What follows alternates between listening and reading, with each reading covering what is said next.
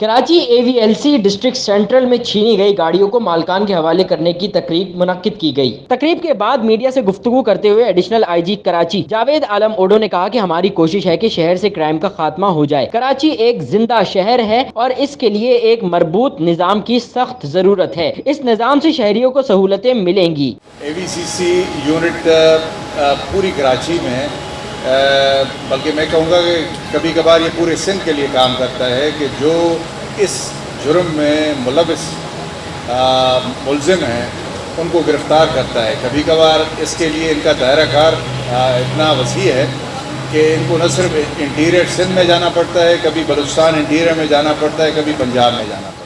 Additional inspector general Javed عالم odo کا کہنا تھا کہ AVLC کی کارکردگی بہت اچھی رہی ہے، اس کی وجہ سے کار اسنیچنگ کے واقعات کم ہو رہے ہیں۔ ان کا کہنا تھا کہ آج 117 قیمتی کاریں اور 965 موٹر سائیکلیں شہریوں کو ریکور کر کے واپس کر رہے ہیں۔ اس موقع پر DIG FIA کریم خان نے اپنے خیالات کا بھی اظہار کیا۔ سید نعمان گل C110 news Karachi. C110 news, خبر کی اصل خبر۔